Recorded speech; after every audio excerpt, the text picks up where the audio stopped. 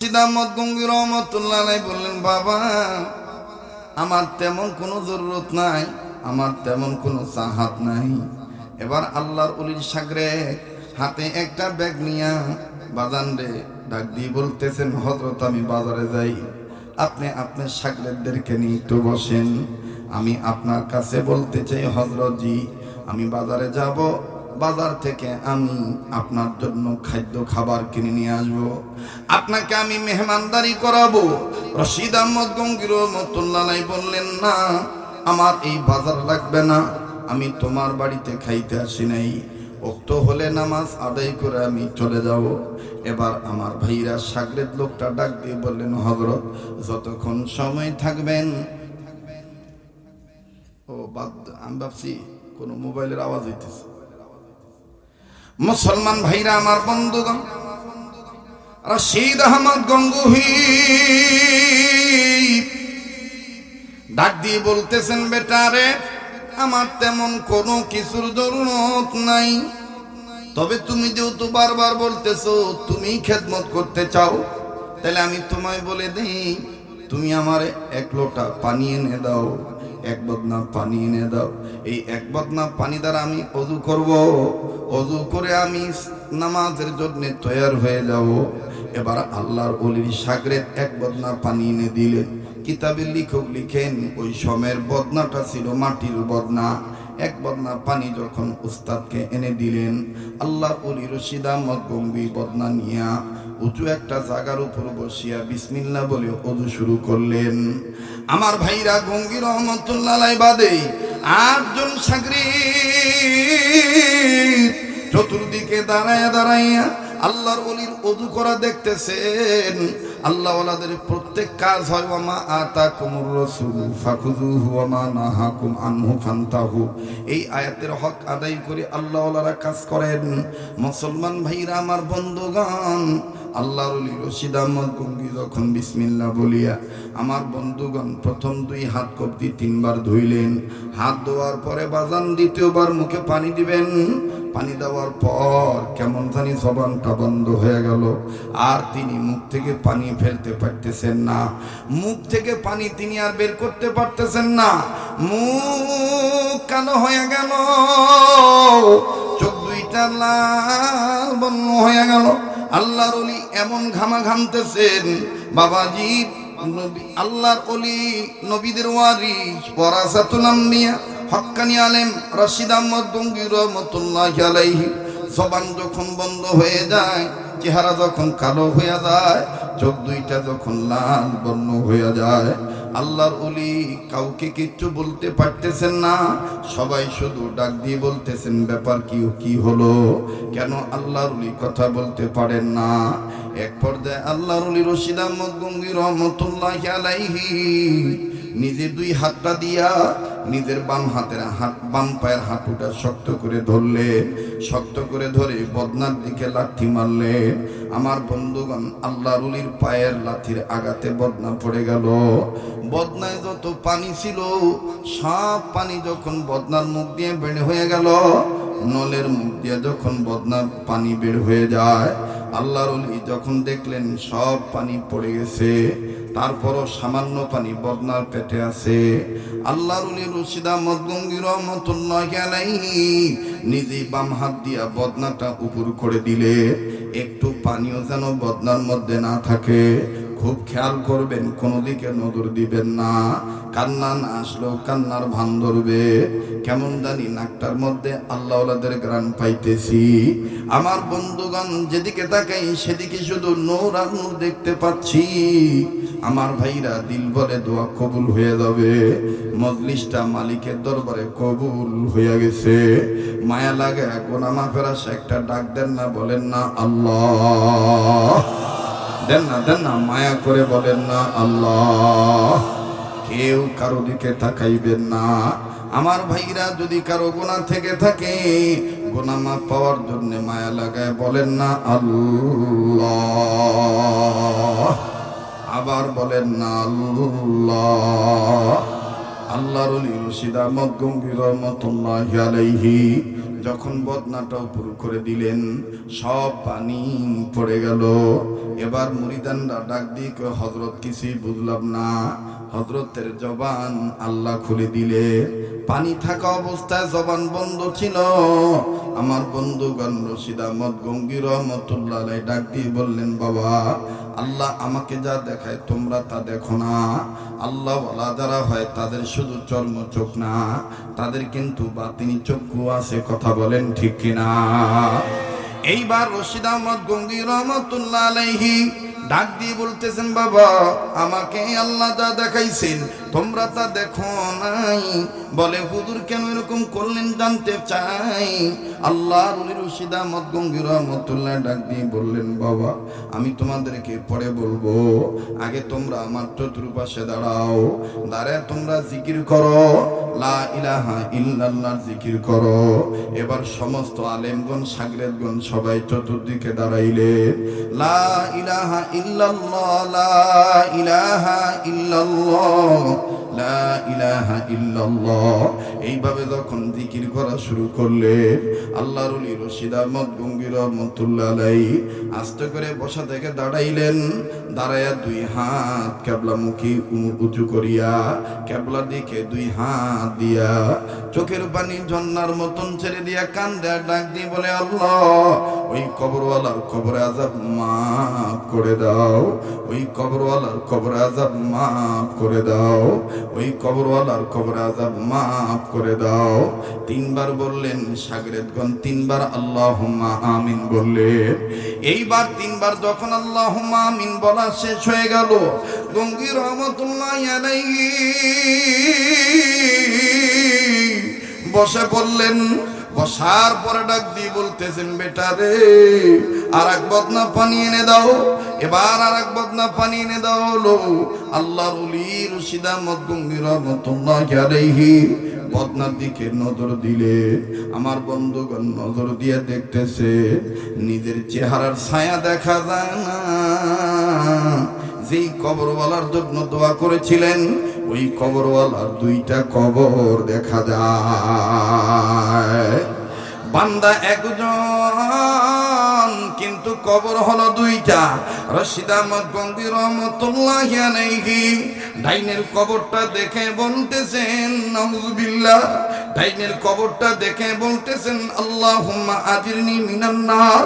ডাইনের কবরটা দেখে বলতেছেন, আল্লাহুম্মা আজিরনা মিনান নার। ডাইনের কবরটা দেখে বলতেছেন, আল্লাহুম্মা হাসিবনা হিসাবান ইয়াসীরা। ডাইনের কবরটা দিকে বলতেছেন, আল্লাহুম্মা ইন্নী যালামতু নাফসি যুলমান কাসীরা।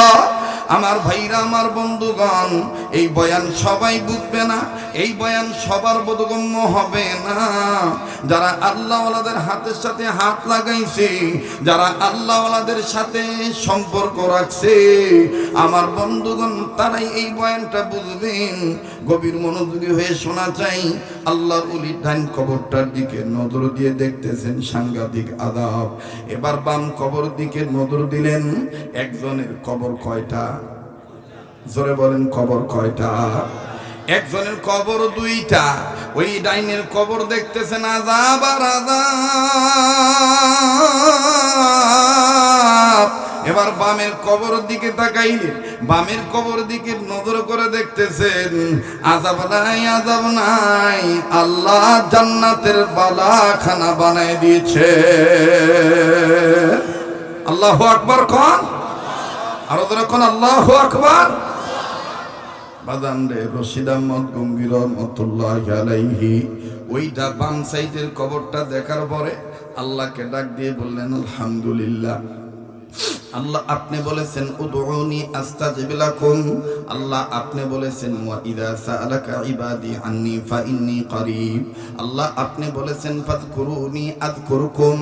আল্লাহ আপনি বলেছেন আপনাকে ডাকলে আপনি ডাকে সাড়া দিবেন। আল্লাহ আপনার কাছে কিছু চাইলে আপনি দিয়ে দিবেন। আল্লাহ আপনার কাছে কোনো কিছু বললে আপনি কবুল করবেন। আল্লাহ আপনি কবুল করে নিয়েছেন, আলহামদুলিল্লাহ, আলহামদুলিল্লাহ। মুরিদানরা ডাক দিয়ে বললেন, উস্তাদ জি কিছুই বুঝলাম না।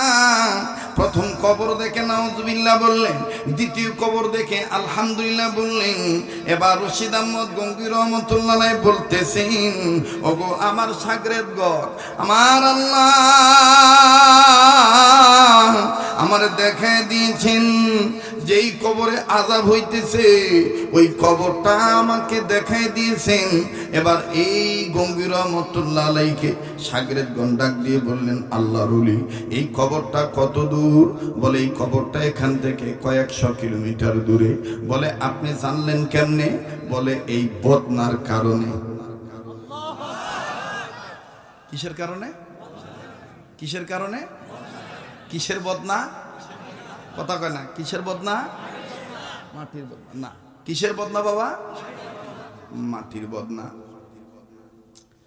মোহতারাম হাজিরিন আমার বন্ধু, এই মাটির বদনার কারণে রশিদ আহমদ গঙ্গুহি রহমাতুল্লাহি আলাইহি ওই কবরওয়ালার কবরে আযাব কেমন করে দেখতে পাইলেন। আল্লামা মুফতি মুহাম্মদ শফি রহমাতুল্লাহি আলাইহি তিনি তার কিতাবের মধ্যে লিখেছে, হাদি সাহেবের সোহবতে দ্বারা ছিলেন। কোন হাদি সাহেব? আমরা বাংলাদেশের হাদি সাহেব হাজী আমদাদুল্লাহ সাইয়্যিদুত তাইয়্যিফা হাজী আমদাদুল্লাহ মুহাজিরে মক্কি রহমাতুল্লাহি আলাইহি। আল্লাহু আকবার। কষ্ট হইতেছে আপনাদের? কোনো কষ্ট নাই। আল্লাহ পাক ডাক দিয়ে বললেন, না বান্দা না, এটা তোমার গুনার নতিজা নয়, এটা তোমার গুনার কারণ নয়। তাইলে মালিক কেন এই বদনার পানি এত তিতা? কেন এই বদনার পানি এত দুর্গন্ধ? কেন এই বদনার পানি এত বিষাক্ত? আল্লাহ তাআলা ডাক দিয়ে বলতেছেন, বান্দা রশিদ তুমি শুনে নাও, যে বদনার পানি দ্বারা তুমি ওযু করতেছো এই বদনাটা মাটি দিয়ে বানানো হয়েছে। এই বদনাটা যে কুমার যে এলাকার মাটি দিয়ে বানাইছে, ওই কুমারের বাড়ি যে এলাকায়, ওই এলাকার মাটির এরিয়ার মধ্যে এমন একজন নাফরমানের কবর আছে, এমন একজন গুনাহগারের কবর আছে। ওই কবরে আযাব হইতেছে, আর ওই আযাব ওলা কবরের সঙ্গে লাগানো ওই মাটি, ওই মাটি দিয়ে এই বদনা বানানো হয়েছে। তুমি যেহেতু আমার নেককার বান্দা, আমি আল্লাহ তোমার বাতিনি চক্ষু দিয়ে দেখায় দিতেছি গুনাহগার বান্দা কি কারণে গুনাহ করার কারণে তার কবরে আযাব হয়েছে। বাবাজি উম্মতের ওলামায়ে কেরাম বসা আছেন, ওনাদের জিজ্ঞেস করে দেখবেন, এই ভারত উপমহাদেশ নয় গোটা পৃথিবীতে অনেক বুজুর্গ আলেম এরকম ছিলেন। ওনারা যখন ওযু করতেন, ওযুর পানির সাথে অনেক বুজুর্গরা তাদের অঙ্গের গুনাহ পানির সাথে ভেসে যাইতে দেখতেন। একজনের নাম এরকম পাওয়া যায়, ইমামে আযম আবু হানিফা রাহমাতুল্লাহি আলাইহি। উনি যখন ওযু করতেন, ওনার পানির সাথে অঙ্গ ধোয়া পানির সাথে গুনাহ ভেসে ভেসে যাইত। উনি দেখতে পারতেন এটা আমার হাতের গুনাহ, উনি বুঝতে পারতেন এটা আমার মুখের গুনাহ। আর গঙ্গী রহমাতুল্লাহ আলাইহির ইলমে মারিফাতের চক্ষুর এত পাওয়ার ছিল, উনি যদি শত শত মাইল দূরে থাকতো, উনি বুঝতে পারতেন এই বরাবর যত কবর আছে কতগুলি কবরে আযাব হইতেছে, আর কোন কোন কবরে আযাব হইতেছে এটা গঙ্গী রহমাতুল্লাহ আলাইহি বুঝতে পারতেন। আল্লাহু আকবার কোন। এবার রশিদ আহমদ গঙ্গী রহমাতুল্লাহ আলাইহি ডাক দিয়ে বলতেছেন, আমি তখন আল্লাহকে বললাম, আল্লাহ এই কবরওয়ালার কবরে আযাব মাফ করার কি কোনো নমুনা নাই, কোনো কি উদাহরণ নাই, কোনো কি মেসাল নাই, কোনো কি উসিলা নাই, কোনো কি বাহানা নাই, কোনো কি মাধ্যম নাই।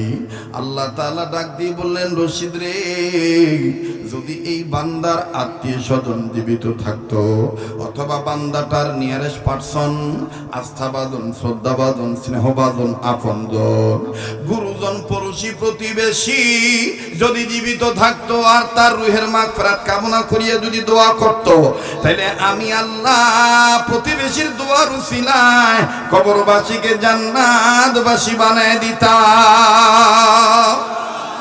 আল্লাহর ওলি রশিদ আহমদ গঙ্গী বলতেছেন, কেউ কি তার পক্ষে নাই? বলে তার পক্ষে দোয়া করার কেউ নাই।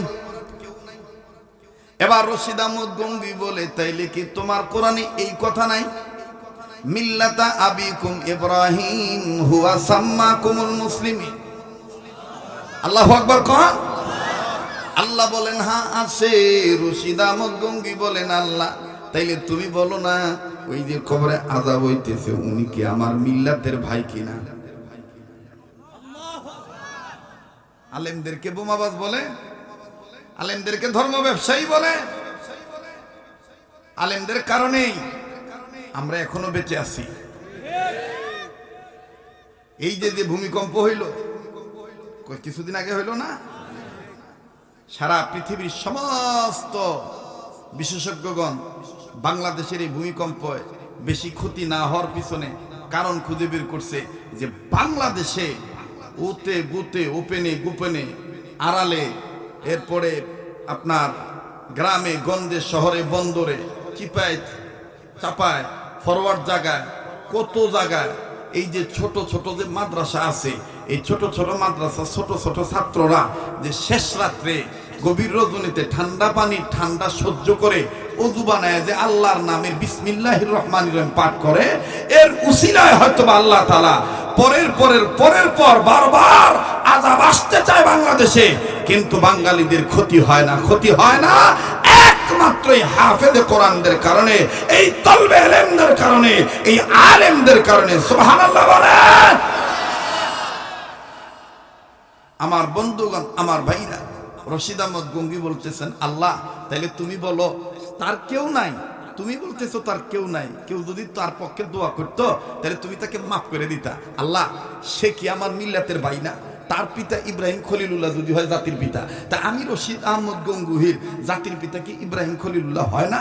আল্লাহ বলেন হ্যাঁ হয়। কয় তাইলে আল্লাহ আমি তার পক্ষে মাফ চামো, তুমি তারা মাফ করে দাও। শাগরেদদেরকে বলতেছে আমি মাফ চাইলাম, কিন্তু আল্লাহ মাফ করলেন না। আল্লাহ তাআলা আমার কাছে এলকার মাধ্যমে জানিয়ে দিলেন, রাশিদ মাফ এভাবে নয়, আমার নবীর উপরে আমি যেটা নাজিল করছি ওইটা যদি তুমি বলো তাইলে আমি আল্লাহ মাফ করে দেব। সেটা কি? আল্লাহ তাআলা বলেছেন কুল ইয়া আইয়ুহান নাসু কুলু লা ইলাহা ইল্লাল্লাহু তুফলিহুন। এ বান্দা আব্দুর রশিদ তুমি একটু জিকির করো, সবাইকে নিয়ে লা ইলাহা ইল্লাল্লাহ জিকির করো, আমি আল্লাহ তাআলা মাফ করে দেব। আর মাফ করে দিছি কি না দেই নাই এটার বাস্তব আয়নার মতন ফের নতুন করে পানি আনবা বদনার মধ্যে আমি দেখায় দেব। একটু গভীর মনোযোগী হয়ে ডিপলি চিন্তা করে শুনবেন, বিবেক দিয়ে আবেগ দিয়ে নয়। আমি এখানে পরীক্ষা দিতে আসি না যে পরীক্ষার রেজাল্ট ভালো হইলে এলাকায় খুব দাওয়াত পাবো না বাবা, আমি কথা বুঝাবার জন্য আসছি। কেন এই মাহফিলটা হইতেছে, কেন এই মাদ্রাসাটা করা হইতেছে? অনেক ভাই আমাদের দিনের লাইনে থাইকেও ওই যে জ্ঞান আছে কিন্তু জ্ঞানের পরিচয় দেয় না, কয় যে এত বড় বড় মাদ্রাসা থাকতে আবার এই পাড়ায় পাড়ায় ছোট ছোট মাদ্রাসা করা লাগে না। অনেকে কয় না এরকম, অনেকে কয় না। আমি শুধু এই ভুলটা ভেঙে দেওয়ার জন্য বলতেছি। কাপড় আছে, কথা কয় না, কাপড় আছে, মানুষ নাই। আপনি জ্ঞানী মানুষ, আপনার মুখে এই কথা মানায় না। মাদ্রাসা ছোট হোক আর বড় হোক, প্রত্যেকটা মাদ্রাসা ইসলামিক ক্যান্টনমেন্ট, ইসলামিক দুর্গ। এই ক্যান্টনমেন্ট যতদিন থাকবে, যে এলাকায় থাকবে, ওই এলাকায় কোনো বাউল তার ফাউল কর্মকাণ্ড করতে পারবে না। কোন নাস্তিক, কোন মোরতাদ, কোন রাম বাম চ্যাটার্জি মুখার্জি, কোন ভণ্ড, কোন প্রতারক ধর্মের দোহাই দিয়া ক্রিটিসাইজ করে আল্লাহ রসুলকে গালি দেওয়ার সাহস পাবে না। যদি ক্যান্টনমেন্ট গুলো যদি ঠিক থাকে, কথা বলেন ঠিক কিনা? ছোট হোক বড় হোক, ক্যান্টনমেন্টের দরকার আছে না নাই? জমানে আছে না নাই? হাটাজারি মাদ্রাসার একজন প্রবীণ বুজুর্গ ছিলেন, তার নাম হযরত মাওলানা মরহুম জমির উদ্দিন রহমতুল্লাহ আলাইহি।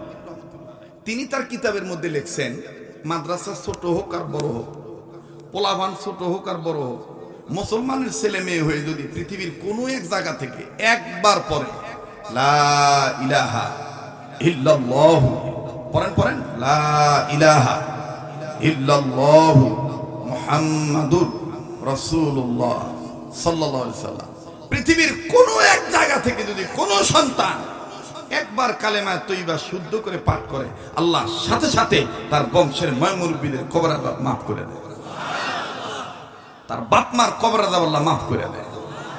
তাহলে এবার আপনারা একটু উত্তর দিয়ে বলেন তো, এই মাদ্রাসায়, এই যে আপনার ধানকোড়া গুয়াড়িয়া বাইতুল মাহমুদ জামে মসজিদ এবং মদিনাতুল উলুম যে হাফিজিয়া মাদ্রাসা এতিমখানা, এই মাদ্রাসায় আর কিছু না হোক কালেমা তৈয়্যিবা পড়ানো হয় কি হয় না বলেন? আমি অনুরোধ করে বলবো বিনয়ের সহিত কেউ উঠবেন না, এখন উঠলে আল্লাহ নারাজ হয়ে যাবে। আর আমাকে অবহেলা করবেন না। আল্লাহ তাআলা তার এই গোলামকে প্রত্যেক বৎসর 2014 থেকে শুরু করে 2025-এর আরাফাতের মাঠ পর্যন্ত, এই যে হজ গেল যে বিগত হজ পর্যন্ত এক বছরও, হ্যাঁ তবে করোনার বছরটা শুধু বাদ ছিল, বাকি পুরা সিরিয়াল মোতাবেক আল্লাহ তাআলা আরাফাতের মাঠে হাজিরা দেওয়ার তৌফিক দিয়েছে। এবং গোটা রমজান মাস আল্লাহ আমাকে মদিনায় রাখেন, আমি পুরা রমজান মাস মদিনায় থাকি। এই হাত দিয়ে আল্লাহ বারবার কাবা ধরা, এই হাত উঠাই আপনাদের জন্য দোয়া করব। আল্লাহ তাআলা আপনাদের দোয়ার উসিলায় আমাকে কবুল করতে পারে, আমার দোয়ার উসিলায় তাআলা আপনাদেরকে কবুল করতে পারে। কথা বলেন ঠিক কিনা? খুব খেয়াল করে কথাগুলি শুনবেন। বলেন, এই মদিনাতুল উলুম হাফিজিয়া মাদ্রাসায় লা ইলাহা ইল্লাল্লাহ পড়ানো হয় কি হয় না? পড়ানো হয় কি হয় না? বিশ্বাস না হলে সকালে আসবেন, আইসা দেখবেন মক্তবের শিক্ষক কত সুন্দর করে যুগ দিয়া পড়াইতেছে, একেবারে জজবানিয়া। সবাই পড়ো কালেমায়ে তৈয়্যিবা লা ইলাহা ইল্লাল্লাহু মুহাম্মাদুর রাসূলুল্লাহ সাল্লাল্লাহু। তাহলে আর কিছু না হোক কালেমা তৈয়্যিবা তো পড়ানো হয়। তাহলে কালেমা তৈয়্যিবা পঠিত এই ক্যান্টনমেন্টের দরকার আছে না নাই? দরকার যদি আছে, যারা যারা মনে করেন একটু হাত তুলে দেখান তো। নারায়ে তাকবীর, হাত নামা। এবার আমার সাথে একটু ওয়াদা দেন তো, যে এই কাবা ধরা হাতের সাথে হাত উঠাইয়া দোয়া করে একসাথে যাবো ইনশাআল্লাহ। হ্যাঁ আল্লাহ অনেকে বয়ান তো চলবো, হাত উঠা। নারায়ে তাকবীর, নারায়ে তাকবীর। আল্লাহ কবুল করে। সবাই তো আর কবুল হইতে পারবে না, আল্লাহ যাদেরকে কবুল করবে তারাই কবুল হবে। কথা কোন ঠিক কিনা? তো আমি আপনাদের কাছে ছোট্ট একটা আবদার করব। ওই বদনার মধ্যে কি হইলো, কি দেখলেন?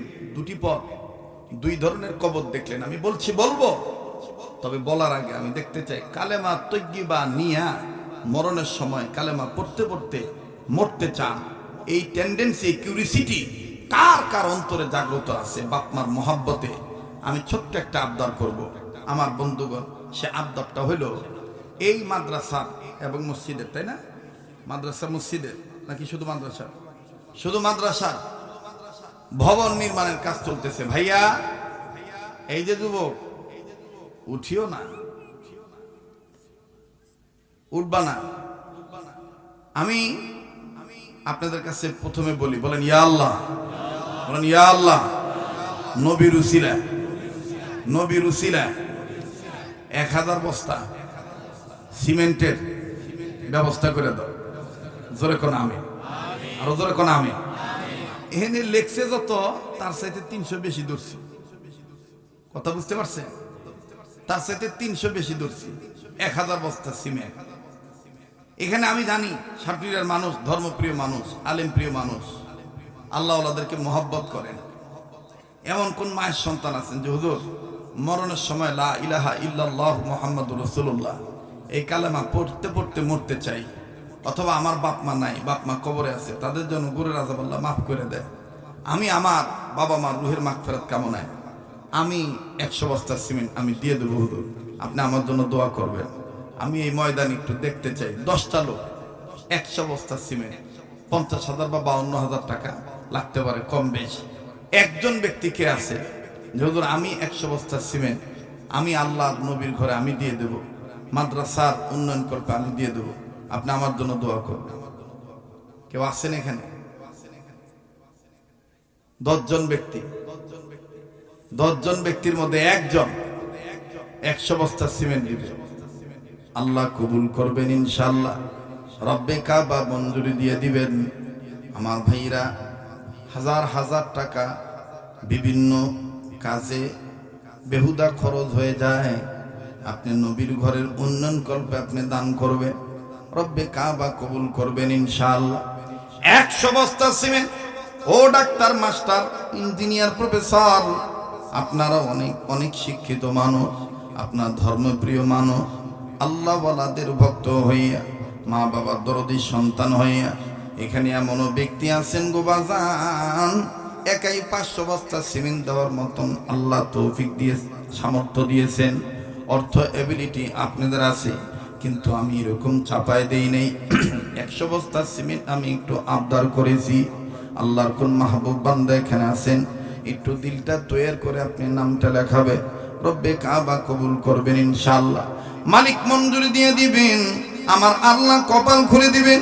আমার বন্ধুগণ, মা বাবার দরদি সন্তান হইয়া, নবীজিকে মোহব্বত করিয়া, নবীর প্রেমিক আশিক রাসূল উম্মত হইয়া আপনি দান করবেন, আমার আল্লাহ কবুল করবেন ইনশাআল্লাহ। লা ইলাহা আজরে লা ইলাহা ইল্লাল্লাহ, আজরে লা ইলাহা, আর জোরে লা ইলাহা ইল্লাল্লাহু ইল্লাল্লাহ ইল্লাল্লাহু ইল্লাল্লাহ, লা ইলাহা ইল্লাল্লাহ, লা ইলাহা, জোরে লা ইলাহা, লা ইলাহা ইল্লাল্লাহু মুহাম্মাদুর রাসূলুল্লাহ সাল্লাল্লাহু আলাইহি ওয়াসাল্লাম। মাদ্রাসা সম্মানিত কেশিয়ার মহোদয় জনাব মোহাম্মদ রফিকুল ইসলাম সাহেব, তিনি 100 বস্তা, জোরে কোন মারহাবা। এখন ওনার অ্যাবিলিটি সম্বন্ধে আপনাদের জানা আছে, আমার তো জানা নাই, ঠিক না হুজুর? ঠিক আছে না? তো রফিক সাহেব 100 বস্তা, জোরে কোন মারহাবা। আগেও 1 টন রড দিছে, আজকে আবার 100 বস্তা সিমেন্টের নাম লেখাইলেন। আল্লাহ কবুল করেন, জোরে কোন আমিন। আল্লাহ দানের খবর মদিনায় পৌঁছায় দেন, জানে মালে বরকত দিয়ে দেন। আল্লাহ বংশধরের কবর আযাব মাফ করে দেন। আল্লাহ দানের উসিলায় সকল ধরনের বড় বিপদ থেকে উদ্ধার করে দিয়ে, ইয়া আল্লাহ সব ধরনের বড় ধরনের রোগ থেকে হেফাজত করেন, বলেন আমিন। এবার কেশিয়ার সাহেবটা পাইলাম, সেক্রেটারি সাহেব নাই, কথা কয় না। সেক্রেটারি কো ও লিখতেছে, এই যুবক ভাই, আগে তোর কাছ তো বস্তা চাই নাই, তো আবার বসে থাক। দেখি সেক্রেটারি মহোদয় কি কয়, আগে নিজেদের দিয়ে শুরু হোক নাকি কয়? সেক্রেটারি সাহেব ইনশাল্লাহ কতটুকু পারেন দেখি ইনশাল্লাহ। ও অন্য ফাংশনে যাবে, ও সেক্রেটারি সাহেব অন্য ফাংশনে যাবে না। আমি আজকে নিয়ত করছি যে 1000 বস্তা সিমেন্ট, আর আমার যে প্রতি মাহফিলে যে একটা অভ্যাস অনুযায়ী নগদ আমি একটা কাজ করে দিয়া বাকি কথা ফিনিশিং দিয়ে বিদায় নিয়ে চলে যাব। এই জন্য আমি আজকে সিমেন্টটাই ধরছি, কারণ এখানে যে বড় লিস্ট, তাতে মনে করেন যে আউয়াল আখের পর্যন্ত হাসর নাসর মিজান ফুলসিরাত কবর সব আছে, বোঝেন নাই? তো এত তো আর কওয়া সম্ভব না। আমি 1000 বস্তা সিমেন্ট, এর মধ্যে কেশিয়ার সাহেবের 100 বস্তা পাইলাম, আর 900 বস্তা আপনাদের মধ্যে গ্রামের মধ্যে যারা দানবীর আছেন, যাদের দেওয়ার মতন সামর্থ্য আছে, আপনারা আগে দিলে ইনশাআল্লাহ জনগণের মধ্যে উৎসাহ বৃদ্ধি পাবে। কথা কোন ঠিক কিনা? যে আল্লাহর কোন বান্দা আছেন, আচ্ছা যে সভাপতি সাহেব নাই, ও বাজান পৌঁছে দেই, কি করা যায়? হ্যাঁ দেওয়ান লাগবো, কি দিবেন বাপ কোন? তো মাশাআল্লাহ সভাপতি সাহেব 50 বস্তা কইছে, হাসি খুশি ভাবে 50 বস্তা নিয়ত করছে। আল্লাহ কবুল করুন, জোরে কোন আমিন, আর জোরে কোন আমিন। আল্লাহ সভাপতি সাহেবের হায়াতের মধ্যে বরকত দিয়ে দেন, আল্লাহ জানে মালে বরকত দিয়ে দেন, বংশধর কবর আযাব মাফ করে দেন, আল্লাহ দানের খবর মদিনায় পৌঁছে দেন, বলে না আমিন। আচ্ছা 1000 মধ্যে কয়শো হইল? 150 হইছে। আচ্ছা 1000 নাও, অন্তত 500 তো হইব নাকি? কম হবে না? আর 350 বস্তা এই ময়দান থেকে এমন কোন ভাই আছে হুজুর আমি 50 বস্তা দিলাম, আপনি আমার জন্য একটু দোয়া করবেন। আল্লাহর কোন বান্দা আছে, আল্লাহর কোন মাহবুব বান্দা আছে, একটু হাত তুলে দেখাবেন যে হুজুর আমি 50 বস্তা সিমেন্ট দিয়ে দেবো। আল্লাহ আমি জানি না কাকে আপনি কবুল করবেন। ওই যে আমার